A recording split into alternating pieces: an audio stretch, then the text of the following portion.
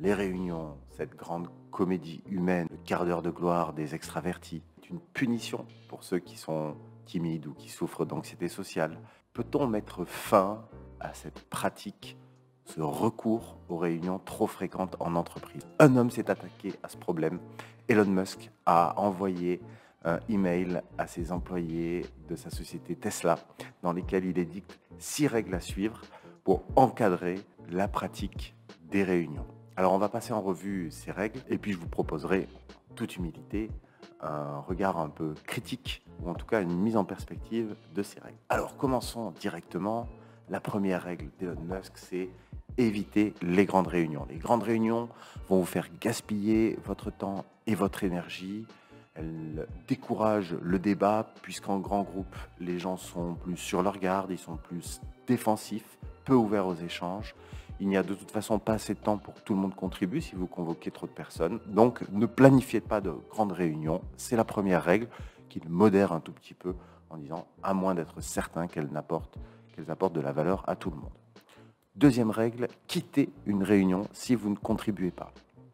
Si une réunion ne nécessite pas des informations qui proviennent de vous, votre avis ou une décision de votre part, eh bien votre présence est inutile. Il ajoute, ce n'est pas impoli de quitter une réunion, c'est impoli de faire perdre du temps aux gens. Oubliez la chaîne de commandement, c'est la troisième règle. Communiquez directement avec vos collègues, ne passez pas par l'intermédiaire, par le truchement d'un manager ou d'un superviseur. Il argumente en disant qu'une communication rapide, ce sont des décisions rapides, et des décisions rapides, c'est un avantage concurrentiel. Quatrième règle, soyez clair plutôt qu'intelligent. Évitez les mots abscons et le jargon technique. Ça ralentit la communication. Choisissez des mots qui sont concis, directs et faciles à comprendre. Ne profitez pas de la réunion pour jouer votre partition et avoir l'air intelligent auprès de votre auditoire. Soyez plutôt efficace et donc, on y reviendra, mais centré sur la tâche. Oubliez les réunions fréquentes. Cinquième règle, il n'y a pas de meilleur moyen de faire perdre du temps à tout le monde. Utilisez les réunions uniquement pour collaborer, attaquer des problèmes de front et résoudre des problèmes urgents. Une fois que vous avez résolu votre problème, une fois que toutes ces cases sont cochées dans votre to-do list, des réunions fréquentes ne sont plus nécessaires. Vous pouvez résoudre la plupart des problèmes sans réunion, par message direct, email, conversation Teams, Discord, etc. N'interrompez pas le flux de travail de votre équipe si ce n'est pas absolument nécessaire. C'est la cinquième règle. Et enfin, utilisez votre bon sens. Si une règle de l'entreprise ne fait pas sens pour vous, votre tâche ou votre mission, ne contribue pas à une amélioration, ne s'applique pas à votre cas, à votre situation spécifique, alors évitez de suivre la règle aveuglément. Ne suivez pas des règles, mais suivez plutôt des principes. 6 règles intéressantes. On se rend compte que ce que nous dit Musk, au-delà du bon sens, je trouve que ce qui est intéressant, c'est de pousser à transgresser des règles de bienséance pour se concentrer sur une certaine efficacité au travail. Mais ce qu'on peut voir, c'est qu'en fait, Elon Musk est assez orienté sur le cas du contexte de Tesla. Je vais vous proposer ce premier modèle. On voit comment s'oriente le leadership. Et qu'est-ce qui est à la base du leadership? Ce sont les modalités de prise de décision. Et les réunions participent au type de prise de décision. Et lui, quand il veut éviter les réunions, il pousse à un management de type délégatif. Il dit aux personnes, prenez des décisions sur la base de vos idées.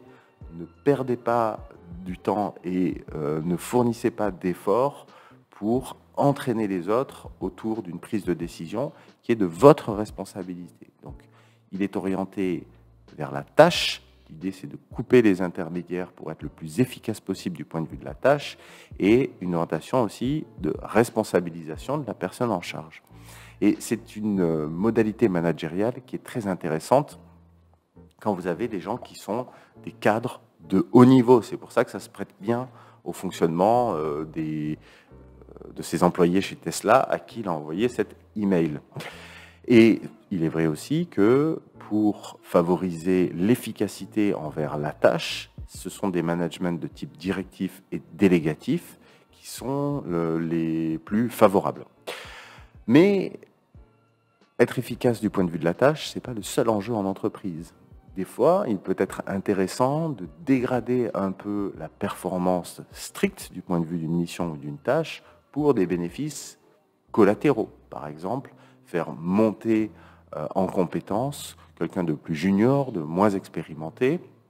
On va peut-être perdre un petit peu plus de temps pour aller recueillir des avis, faire participer les gens dans le process de décision, quand bien même la valeur ajoutée du point de vue de la tâche à accomplir n'est pas très élevée. Mais ça va permettre à un profil plus junior de se poser une question sur comment accomplir un process, comment définir les enjeux et comment se positionner en termes de prise de décision. Donc, ce que nous dit Musk là, ou en tout cas ce que cet email véhicule, c'est quelque chose qui me paraît assez pertinent, mais dans un contexte très spécifique. Et si vous êtes sur des modalités très délégatives avec des gens qui n'ont pas le cuir encore assez épais, qui n'ont pas encore le niveau de compétence et d'expérience, vous allez les exposer à un stress trop fort et vous allez peut-être les perdre.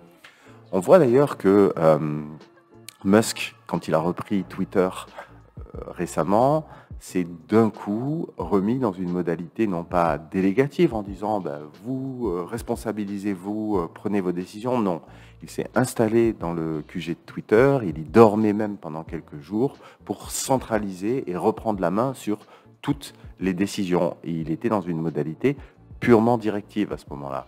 Et c'est d'ailleurs quelque chose qui est préconisé quand il y a des décisions à prendre qui sont cruciales pour l'avenir de l'entreprise. Dans ce cas-là, le manager doit prendre sur lui la responsabilité de la prise de décision, et c'est ce qu'a fait Musk.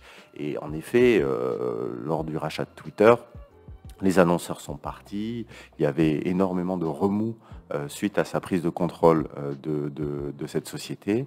Et donc, c'était plutôt intéressant de passer en mode full directif pendant un certain temps. Donc, Musk, a priori, a peut-être cette flexibilité. Et quand on extrait cet email qui a fuité auprès de ses employés de Tesla, on peut considérer ces règles comme intéressantes en toutes circonstances. Et ce n'est pas forcément le cas.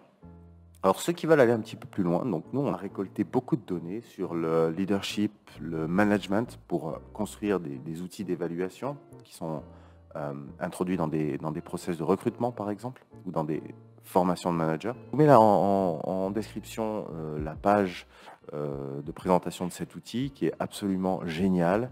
Donc c'est une évaluation situationnelle, on positionne le manager dans différents scénarios de management et on fait tourner les données pour avoir un profil complet du candidat quant à sa flexibilité pour s'adapter en termes de prise de décision à certains contextes d'équipe, à certaines situations, à certaines tâches, ce qui permet de faire sur notre plateforme du matching pour trouver le meilleur profil parmi un pool de candidats. C'est aussi intéressant en formation pour faire monter en compétence un manager. On a aussi une version de top management qui s'appelle Global LGI, où là, on a recueilli des données auprès de managers internationaux issus de 38 pays différents. Voilà, dites-moi en commentaire si les règles qu'on a pu voir d'Elon Musk vous paraissent pertinentes ou des fausses bonnes idées. Et je vous mets aussi les liens sur des formations à l'évaluation du leadership et du management avec cette approche situationnelle. Je vous souhaite de passer une bonne fin de journée. On the track.